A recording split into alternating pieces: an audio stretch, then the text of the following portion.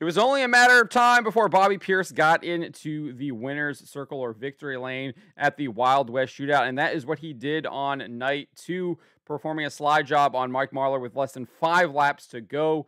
Before we get into this, I'd like to ask you, please hit that subscribe button, hit that bell for notifications so you don't miss any of our future videos here at John Trent Racing. As I said, Bobby Pierce pulled off a slide job with less than 5 laps to go on Mike Marlar to ensure victory on the second night of racing at the Wild West Shootout at Vado Motorsports Park in New Mexico.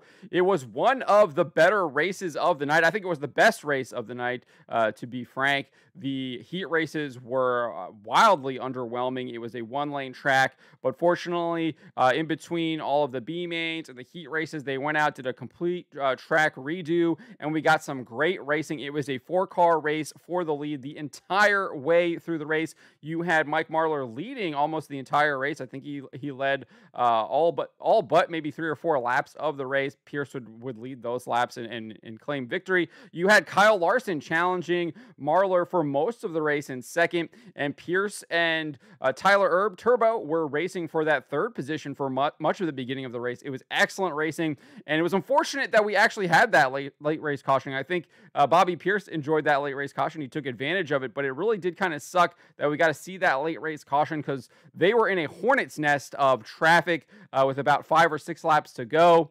And it looked like Mike Marlar was going to be able to navigate through that traffic and bring home the win. But it would have been an awesome finish to see them kind of navigate through that. Unfortunately, we did not get to see that, but we did get to see an awesome slide job by Bobby Pierce to claim victory. So let's look at some of this right here. This is the slide job that Pierce does on Mike Marlar. Pierce is in the red 32 car behind this red 157 black and red car of Mike Marlar. Let's take a look here at what Bobby Pierce does. He's lining him up, running that outside, gets a huge run, gets down below him, and then just kind of slides right up in front of him. Marlar bounces off the wall there, loses a lot of momentum, and Pierce runs away with it, would not look back. I think he won by like 2 seconds was his margin of victory. Just to kind of see the kind of traffic that they were actually involved in with less than 10 laps to go, you can see Marlar is here in the black and red number 157. He's got 1, 2, 3, 4, 5 lappers in front of him. Larson is there in second behind him. Pierce in third. Turbo just behind in fourth. So you can see how close that race for the lead was. But let's just take a look at this because Marlar did indeed navigate through much of this traffic, and it wasn't until about 6, 7 laps to go that Pierce was able to get around Kyle Larson. But Marlar had put a number of cars in between him and Larson and Pierce.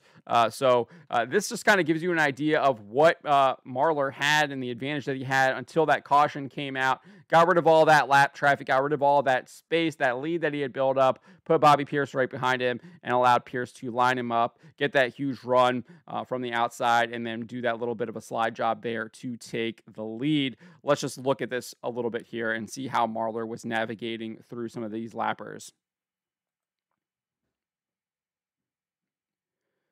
So you're doing a really good job there on the outside.